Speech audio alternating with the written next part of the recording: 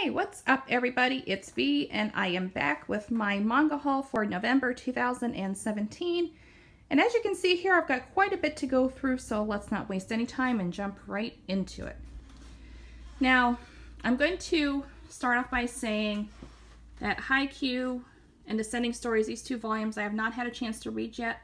So I just want to cover those really quick because I'm not going to have much to say about them. But anyway, back over here we have Cells at Work Volume 5. Another really hysterical volume, and I think this has to be one of the funniest volumes of Cells at Work that I've read so far. The white blood cell character, I mean, he's always hysterical to watch, but this one especially, it had me, I mean, laughing so hard I couldn't breathe. And that's a rarity for me with manga. I don't show a whole lot of emotion, whether it be crying, laughing, anger, or whatever. But yeah, this one, it just was absolutely hysterical. And if you have not checked out Cells at Work, I definitely recommend that you do. One reason it appealed to me so much is because I have a background of working in healthcare.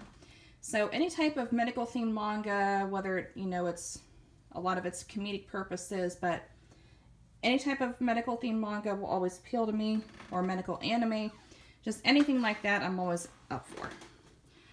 The next up we have Volume 9 of Sweetness and Lightning, and it wasn't a bad volume, but this one kind of left me a little bit underwhelmed. And it could have just been me, but I just had a really hard time with following the story this time around. And again, not saying Sweetness and Lightning is a bad manga. I absolutely love it. Great slice of life series, although I think there are some that are done much better. And you know, and this isn't going to make me stop reading the manga. I would like to continue it until its end. Unless it just gets really, really horrible at some point and I can't bear it anymore. But yeah, I definitely will continue it. But this volume was just kind of mad at me. And then we have Volume 2 of Your Name. And this volume, absolutely phenomenal. It answers a lot of questions that were left unanswered in the first volume. So if you have not read the manga, or watched the movie, actually. I haven't watched the movie yet, which I hear is absolutely amazing. So I will definitely have to get around to that at some point when I've got the time. Again, these last couple months of the year are always super busy for me. But check out Your Name. I highly recommend it. Highly, highly recommend it. Kind of botched what I was going to say there, but... And again, Haikyuu and Descending Stories, haven't really gotten around to reading those, so I don't have a whole lot to say. But right in the middle here, we have the amazing One Piece, Volume 84.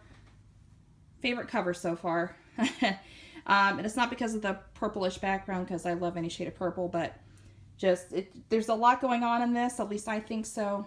That look on Luffy's face, absolutely phenomenal.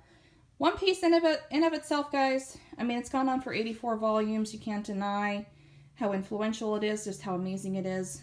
And I'm not saying that One Piece is the greatest thing out there. It does not by a long shot. Trust me, there's other manga out there that are actually a lot better. But as far as the big three goes, One Piece is definitely on the top, obviously, and it's been the #1 selling manga for, I want to say 5 years now, 5-6 years. But yeah, definitely if you haven't checked out One Piece, now would be a great time to get on it, and do not let that length scare you.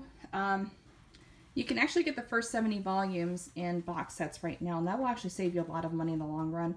I did a whole video on my thoughts on box sets, so check that out if you haven't already. Alright, and this next row is my Black Clover row. And I'm actually all caught up right now. We got volumes 4 through 9, and that is all that's out in English at the moment. And one thing I will say about Black Clover is it does not really get the credit that it deserves. It is a fantastic manga, fantastic anime too. I think I like the manga a bit more. That's usually the case, not always, but yeah, this series is really, really awesome. A lot of people say that it copies a lot of things from Naruto, which I personally don't think so. I mean, I'm not that much of a Naruto fan, and Black Clover definitely is not the greatest thing out there. Again, like I said with One Piece, there's definitely manga out there that are a lot better, but Black Clover is actually one of my favorite newer series right now. And I was really hesitant there for a while because I did not think I would like it, but someone recommended the anime to me.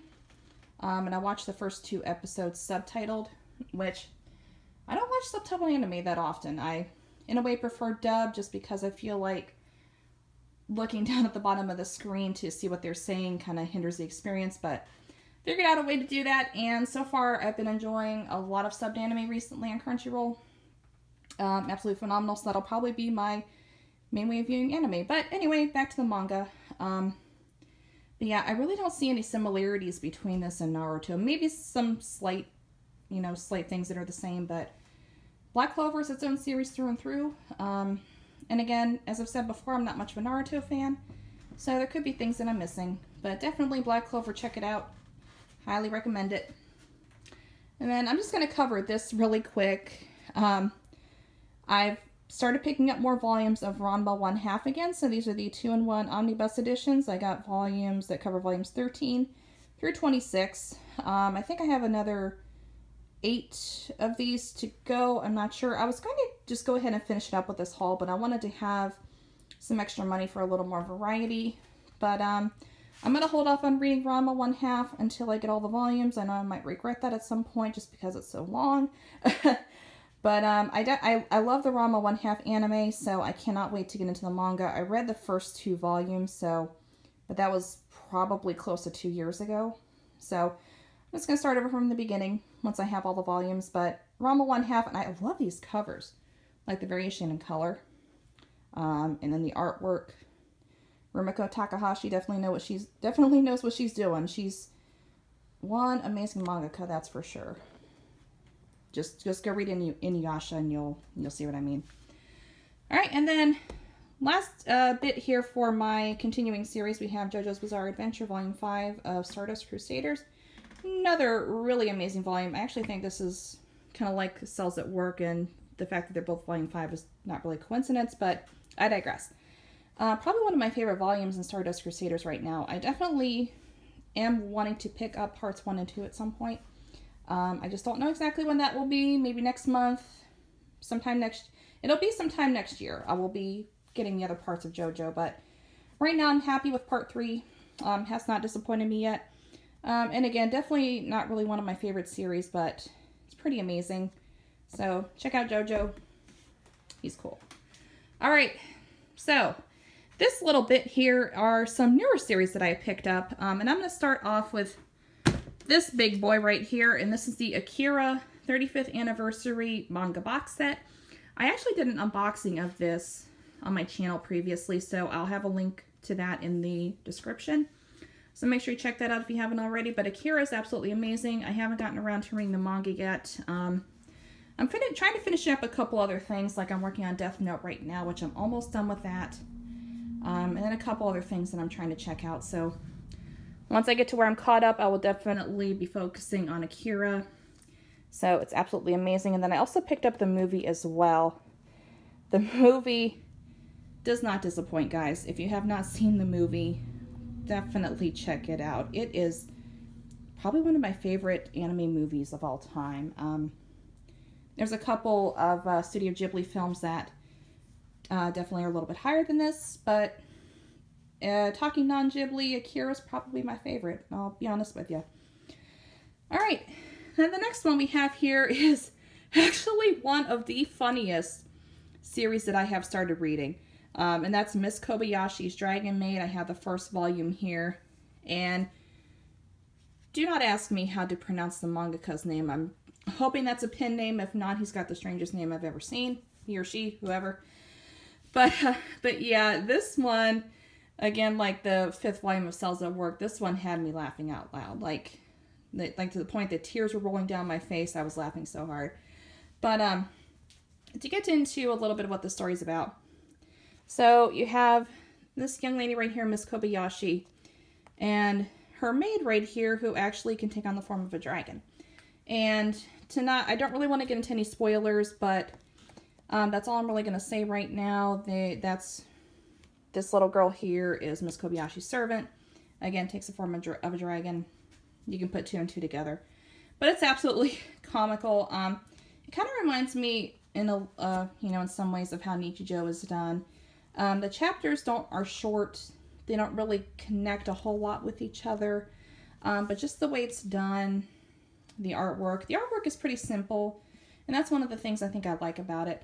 But definitely check it out. I was hoping to have the other 4 volumes that are out right now in this haul, but I again wanted to spend my money elsewhere, so I just picked up the first volume for right now.